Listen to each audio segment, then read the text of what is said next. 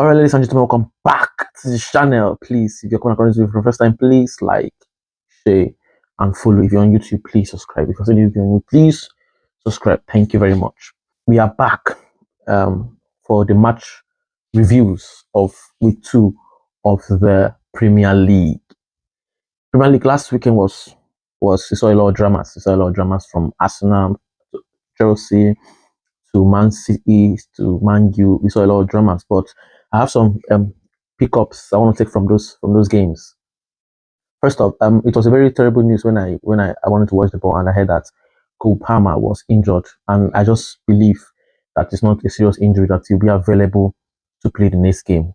And as you can see, that's our match against West Ham. West Ham wasn't that good, like I said, but the game was a bit tough. But West Ham was not that good, so we could see that we lacked a ball carrier in our midfield against West Ham. And I can tell you categorically that if Palmer was available in that match, we would have scored more than 5, because we need a ball carrier. Nobody can run around the field, carry the ball. Enzo is not actually really good in that, but Enzo is not actually really good in carrying the ball. Palmer can carry the ball, create chances, and even score. So that's why he's the best player in Chelsea for now. So we lacked Palmer in that our midfield. We lacked Palmer in that our midfield, which was something. It was worrisome for me, for other Chelsea fan. But all the same, we won the game. A very convincing win, like I always say, very convincing win. A win that you have no doubt about, which is a very good thing. And then second thing I've noticed this weekend is Manchester United. Manchester United. First off, I knew that the game was going to be tough.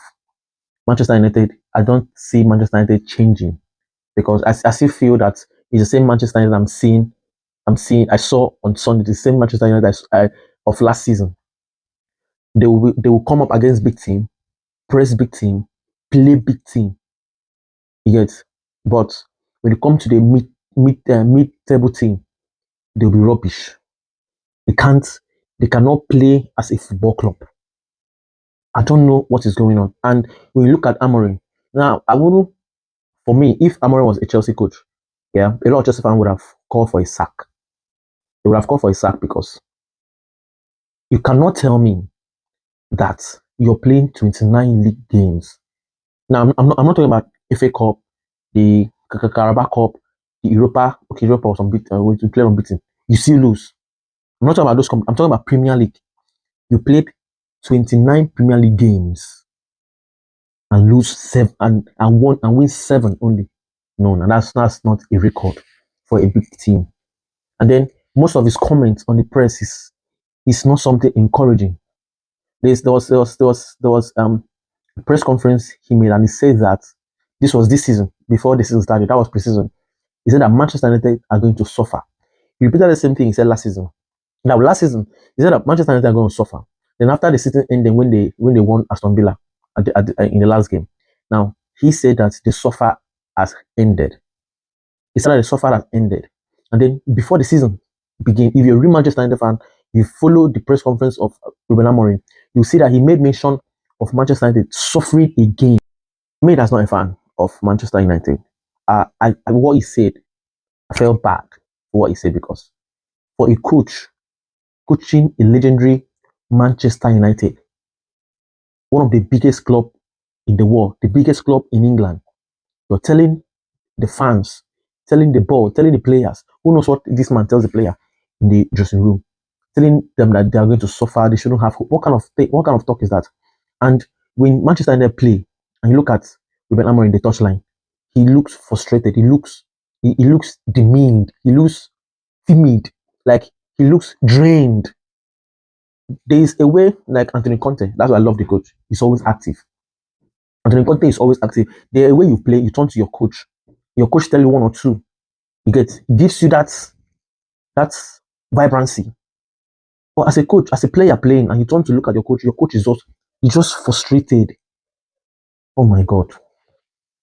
I mean, the man is a good coach, but that man cannot fit for Man United, because he always looks frustrated all the time. He is frustrated. He is frustrated all the time. So I feel they should give him 5 more games before they start calling for a sack. If out of five games, if he win 2, they should sack him. because Manchester United are in 16th position, and 16th, and all the teams have 2 points, 3 points, 4 points, 6 points, and you're having just 1 point in 2 games. This is how it started last season. Do your changes early. Yeah, do your changes early. Now, Liverpool, yesterday match, like I said, I tell people that that game is going to be a war between Liverpool and Newcastle because of the saga that's going on. You're trying to take my player when I don't want to sell my player. Normally, Newcastle players are always aggressive. Newcastle players are always aggressive and they have this strength. They are physical in nature. I love their physicality. If Chelsea have the kind of physicality Newcastle have, with the talent I have, Chelsea will go a long play. I swear. But then Newcastle game was a tough one, and and Slot have a problem with substitution. Regardless of the fact that he still uses club players to win games because the player he signed only Ugo Eketike is actually performing like a striker. The rest of the signing are just there. Frimpong has gone to injury. Vet is not looking like Vet. 150 million dollars is just wasting. Vet is not looking like Vet. And his changes, I don't know, against Bournemouth, he made the wrong substitution in the wrong time. If not because of the brilliance of Liverpool, he would have drawn that game. And then the same thing happened yesterday game. The same thing happened yesterday game. I don't know what happened. He substituted one or two players and the game changed and Newcastle were able to capitalize on that, because of the academy player, which I don't know why Chelsea let that boy go for free. I don't know why Chelsea let that boy go for free to Liverpool, who rescue Liverpool. They would have drew the game again. So Ancelotti has a lot of work to do. As a coach and as a manager, he should work more on his substitution. He should work more on his substitution. And then Arsenal had a fantastic game on Saturday, beating Leeds United 5-0. But there's a problem because of their next game is against Liverpool, and Saka, from the news I saw, Saka will be out for 3 to 4 weeks. That's about 1 month, and it's gonna be 1 month plus. And Odegaard, I've not actually heard any news on Odegaard, so it's going in as much as they've brought in Eze. Eze is just coming to the team, and he will be a very fantastic player, yeah, because he has played in the Premier League for years.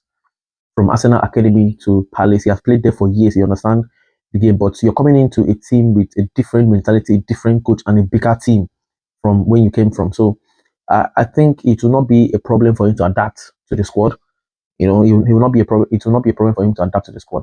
And then that's Aka wing. You have Noni Madueke and Ethan Nwaneri. It's the game. I just want Arsenal to lose.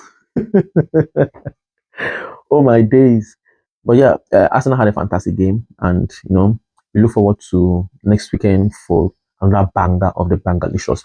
Please don't forget, like, share, follow. If you're on YouTube, please subscribe. Thank you very much. Peace.